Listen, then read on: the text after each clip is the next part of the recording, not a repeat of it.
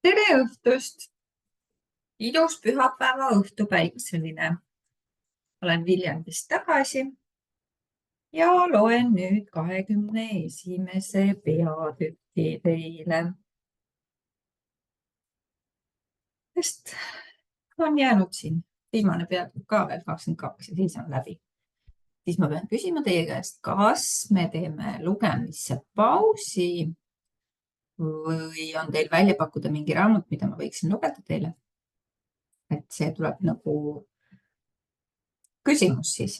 Nii, 21. peatükk. Kõik, mis on meeles, vaimsed häired, meditsiinilist lähenemist vaimsetele häiretele rakendab segadus selles osas, mis on tegelik haigus ja mis lihtsalt meeleseisund. Arstid kalduvad haigust tõsiselt võtma juhul, kui esinevad iseloomulikud füüsilised sümptomid, mida on võimalik jälgida, lahterdada ja ravimite abil muuta. Haigusi ilma ilmsete füüsiliste sümptomiteta pole nii lihtne diagnoosida või isegi olemasolevaks tunnistada. Inimene, kellel on depressioon, võib arstilt kuulda, et teda ei vaeva miski, mida üks korralik puhkus ei suuda ravida. Vähestele arstidele on õpetatud, mida teha vaimsete ja emotsionaalsete probleemide puhul. Enamik arste usub, et need probleemid on nõrkuse märgid ning me peame end üksnes kokku võtma ja edasi elama. Kehameelest lähtudes on igal haigusel seos psüühika ja emotsioonidega. Mõned seosed on lihtsalt ilmsemad kui teised. Pole selget vahet, mis toimub meeles ja mis kehas. Nii füüsilisi probleeme kui ka meis toimuvaid vaimseid heitlusi võivad põhjustada enese austuse puudumine või eraldatus oma tõelisest olemusest. Lahenduse leidmine nendele probleemidele tähendab iseendaga sõbraks saamist ja oma nähtavatest piiridest kaugemale nägemist. Vaimsed ja emotsionaalsed häired on reaalsed, kuid neid pole tingimata tarvis ravida meditsiiniliselt. Antidepressandid ei ravi üksnes depressiooni, vaid tuimestavad kõik meie tunded. Nii et meil on tunne, nagu oleksime poolsurnud või justkui zombid. See pole ravi. Enamik kättesaadavaid ravimeetodeid püüab meid normaalseks muuta vastavalt ühiskonnas kehtivale ettekujutlusele normaalsusest. Ent nüüdisajal kerkib esile ka holistlikumaid ja hoolivamaid ravisüsteeme, mis tervendavad inimest tervikuna, tunnistades, et igaüks meist on ainulaadne indiviid oma eriliste vajadustega. Enamiku vaimsete probleemide puhul tulevad kasuks või on lausa esmatähtsad sisemine teadlik lõdvestus, kõhu hingamine ja hingamise teadvustamise meditatsioon. Need tehnikad mitte ainult ei aita lõdvestuda ning stressist ja pingest vabaneda, vaid võimaldavad ka näha ennast objektiivsemalt ja selgemalt. Sõltuvus hõlmab nii erinevaid valdkondi nagu alkohol, narkootikumid, suitsetamine, söök, seks, suhkur, kohvi ja hasartmängud. Üldjuhul tekib sõltuvus igatsusest millegi enama järele, vajadusest leevendada sisemist iha või piina. Põhjuseks võib olla mingi väline surve, näiteks rahalised raskused, emotsionaalsed traumad või üles kasvamine stressirohkes keskkonnas koos emotsionaalse ja füüsilise väärkohtlemisega. Võib esineda sügav vajadus peita või kaotada kõik oma probleemid, kuid see ei pruugi olla teadvustatud. Alkohol paneb meid tundma, et kõik on hästi. Sigaretid lasevad meil oma tunded alla neelata. Narkootikumid viivad meid teistsugusesse maailma, kus me ei pea tegelema selle maailmaga tegelikkusega. Lisaks annavad võltsi ülevustunde. Toit asendab armastust, mida me ihaldame ning tasandab lõhesid meie elus. Kõik see tuimestab valu meie sees, muudab teadvust, täidab sisemist tühjust. Need ained pakuvad turvatunnet ja rõõmu ning nendega tegelemine on palju lihtsam kui valuga toimetulek. Kui me midagi ei tunne, saame säilitada illusiooni õnnest. Kuid sõltuvus ei ole alati tuim ja õnnelik seisund. Sügaval sisemuses pesitseb teadmine, et me hävitame iseennast. Iha püsib ükskõik, kui palju me neid aineid ka ei pruugiks. Sellest tekib häbi ja süütunne, depressioon, mis võib avalduda ka vihana. Sügaval meis pesitseb vaevu, teadvustatud hirm selle ees, kuidas võime lõpetada. Sallimatus enda suhtes, isegi enesevihkamine, mis hävitab vähehaaval tervenemisvõime. Kuidas me saame üldse ennast armastama hakata, kui oleme iga päev sellise meeleheite tunnistajaks? Kui suudame oma igatsust ja selle põhjuseid mõista, võime sõltuvusest vabaneda. Sel juhul peame aga paratamatult seisma vastakuti probleemidega, mitte sõltuvust varjas. Peame tegelema minevikus kogetud väärkohtlemisega või hirmuga ebaõnnestumiste ees ning hakkama neid probleeme tervendama. Sõltuvusest vabanemine tähendab enese aktsepteerimist sellisena, nagu sa oled ja endaga sõbraks saamist. Tegemist on oma reaalsetele tunnetele näkku vaatamisega, mitte nende eest põgenemisega ning armastava suhtumisega sellesse reaalsusesse. Alzheimeri tõbi ja dementsus.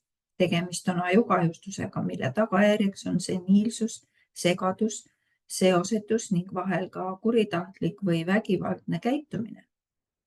Samuti mälukaotus ja pettekujutlused. Kuna haigus tekib peamiselt vanematel inimestel, peame uurima, mis toimub meie ühiskonnas selles osaga. Mälukaotus viitab ajaloo kaotamisele, oma mineviku või juurte kaotamisele. Läänemaailmas suhtutakse vanadesse inimestesse kui koormasse. Eakusest ei peeta lugu, pensionikka ei suhtuta kui aega, mis on antud tarkuse jagamiseks nooremate põlvkondadega. Need, kes meid armastasid ja meie eest hoolitsesid, kui me kasvasime, antakse sageli maha, kui ammu oma eesmärgi täitnud.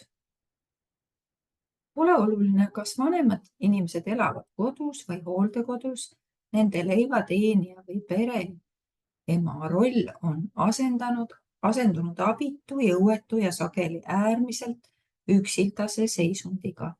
Nad võivad tunda suurt hirmu toimetuleku raskuste ees. Kui inimene ei suuda enam enda eest hoolitseda ega tea, kuidas hakkama saada, võib kord tugev ja kasulik inimene muutuda nõrgaks, tunda end kasutuna ja karta eesseisvat. On see siis üllatav, kui meel hakkab tuhmuma, muutub irratsionaalseks ja mälu kaob. Seniilsusega käib kaasas ka lapsikus ja vajadus vanemliku hoolitsuse järele. See võib osutuda hirmule, üksinduse ja vanaks saamise ees. Igatsusele keerata kellaosutid tagasi, olla see, kes ei vastuta ja kelle eest hoolitsetakse, et ei peaks tegelema eluga selle praegusel kujul. On soov minna tagasi minevikku, kus kõik on nii nagu varem. Selle tõve puhul võib esineda ka vägivaldset käitumist ja täielikku tunnetuse kaotust. See viitab muutunud teadvusseisundile, reaalsuse teistmoodi tajumisele, mis on tingitud hirmust tuleviku ees või üleminekuks ettevalmistumisest. Depressioon. Enamasti esineb depressiooni puhul terve rida füüsilisi sümptomeid nagu väsimus, unetus, peavalu, vähene või ülemäärane isu Kõhukinnisus. Depressioon avaldab mõju nii kehale kui ka meelele, tekitades väsimust, letargiat, raskustunnet, elujõu ja energia kadu ja lihasvalu, lootusetust ja tunnet, et sa pole midagi väärt või küllalt hea, süütunnet, häbi, murelikkust ja abitust. Depressiooni põhjused on kahtlemata hormonaalsed ja isegi keskkonnast tingitud, aga ka psüühilis-emotsionaalsed. Sisemine põhjus on alati seotud stressiga, mille on tekitanud tagasi hoitud, lahenduseta jäänud tunded ja trauma, mis on maha surutud või kõrvale lükatud, püüdes neid nii eemale tõugata. Sõna depressioon tuleb ladinakeelsest sõnast deprimo, mis tähendab maha suruma või alla suruma. Depressiooni põhjuseks võib olla liiga võimukate vanemate surve, olla edukas, seksuaalsest ahistamisest tulenev häbi, soov väljendada vägivaldseid või agressiivseid kalduvusi, mis tekitab süü või väärtusetuse tunnet ning mille tagajärjeks on sundimatus eluga toime tulla. See võib olla tingitud armastatu kaotusest või mõnest traumaatilisest sündmusest, näiteks sõjast. Sündmustest, mis tekitavad lootusetust, meeleheidet, elu eesmärgi kadumist. Paljud vanemad inimesed satuvad depressiooni mõeldes tulevikule, üksildusele, vanurina ja surmale. Ilma tähenduseta pole mõtet olemas olla. Depressioon on võimalus loobuda elust tegelikult suremata. See on ahastav, vaikne appihüüd. Depressioonist tervenemiseks tuleb iseendaga sõbraks saada, nii olla taas kontaktis oma vaimuga, tõelise eesmärgiga ja avastada sügaval sisimas peituv rõõm, mis ei sõltu välistest oludest, vaid tuleb meist endast. Füüsiline liikumine, tants, jooga ja võimlemisharjutused ravivad depressiooni eriti hästi. Kehaline liikumine vabastab meele. Unetus, uni taastab ja kosutab meid, kuid see on ka hea, mil loobume egost ja kaotame kontrolli. Paljude jaoks võib olla hirmutav, et meil on hirm, mis toimub siis, kui meie teadvus ei ole kohal. Unetus võib tekkida stressist ja murede kuhjumisest, kui meeli täidavad kahtlused ja hirmud, aga ka füüsilise aktiivsuse puudumisest, liigsest teleri vaatamisest, alkoholist ja kofeiinist. Uni on nagu surm, seega võib unetus olla seotud surmahirmuga. Alistumine vastandub sellele, mida peame tegema terve päeva, olles silmitsi võistluslike olukordadega tööl, karjuvate laste ja tiheda liiklusega. Väga raske võib olla lõõgastavas ja vaikses ruumis taas ennast tajuma hakata. Me ei saa und kontrollida ega esile kutsuda. Unel on oma rütm, mis käivitub siis, kui lõõgastume. Siin on oluline usaldus. Me peame usaldavalt suhtuma sellesse, mis öö jooksul toimub. Peame uskuma, et maailmas on ka ilma meieta kõik hästi, et miski ei lagune laiali, kui me end lõdvaks laseme. Peame usaldama iseennast ja teisi. Oluline on sügav lõdvestus, eriti enne voodisse heitmist.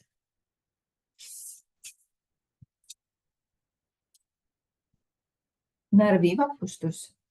Tegemist on konfliktiga inimese enda ja tema tumedama poole vahel, mille me tavaliselt maha surume. Kui me ei tule toime oma sisemiste hirmude, häbi, süü ja ohvritundega, võib see pool meie tavalise ratsionaalse mõistuse üle võimust võtta. Ületöötamisest, stressist või emotsionaalsest traumast tingitud närvivapustus viitab, et oleme kaotanud sisima kontakti endaga. Elu nõudmised ja surve on meid viinud murdumiseni. Psüühilis-emotsionaalne kokkuvarisemine viib irratsionaalse käitumise või sügava depressiooni, kurbuse ja nõrkuseni. Me võime muutuda vastutustundetuks, endasse tõmbunuks või hüperaktiivseks. Me ei tule toime igapäeva asjadega ja meie normaalne tunnetus hakkab üles ütlema. Me ei saa enam oma maailmast aru. Tundub, et pole millegi toetuda. Pole midagi kindlat, millega end siduda. Tavalised sideliinid on segi läinud. Närvivapustus on vali appi hüüd. Samuti võib see olla eelmäng vaimsetele muutustele, kokkuvarisemine enne läbimurret. Närvivapustus purustab kõik tavapärased vaated elule. Kõik vanad mudelid on kadunud. Nende asemele võivad tervenemisel asuda suurem teadlikkus, tähendusrikkad prioriteedid, tugevam side vaimuga. Sel perioodil on tähtis jääda 2 jalaga maa peale. Olulised on tants, treening ja füüsiline tegevus. Närvilisus ja ärevus. Äärmine närvilisus viitab kontakti puudumisele oma sisemise minaga, vähese enesearmastuse, endast lugupidamise ja isegi eneseteadvustamise tõttu ei saa me oma olemuselt tuge. Seetõttu tekib närviline hirm teiste rünnakute ees. Ettevaatlik hoiak, et maailm pole turvaline. Hirm, millel pole reaalset põhjust.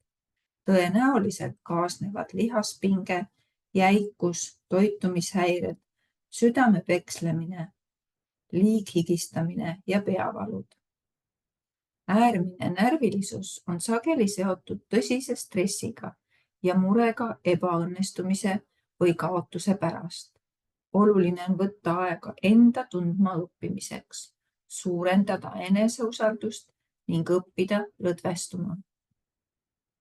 Paanikahood tekivad, kui meie jõud või toimetulekuvõime nõrgeneb.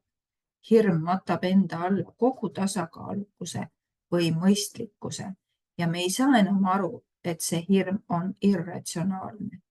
Hirm valitseb kogu psüühikat. Mõned paanikahoogude all kannatajad ei suuda hirmu tõttu isegi kodunt lahkuda. See on tingitud väärtusetus, abitus ja haavatavustundega, samuti suurenenud välistest nõudmistest ja survest, mis soodustavad hirmu ja jõuetuse teket. Vähehaaval kaob kontakt omaenda arusaamadega ning suureneb sõltuvus sellest, mida ühiskond esitab reaalsusena. Perspektiivitaju on kadunud. See loob viljaka pinnase hirmu tekkeks. Paanikahoog tekib, kui hirm võtab võimust. Olulised on sügav hingamine ja lõdvestumine. Samuti püsimine 2 jalaga maa peal. Liikumise ja füüsiliste harjutuste abil. Nii, ja saigi meie 21. peatükk läbi. On jäänud viimane peatükk. Energiakeskused, tšakrad. Aga seda loeme juba järgmisel nädalal. Ilusat pühapäeva õhtut!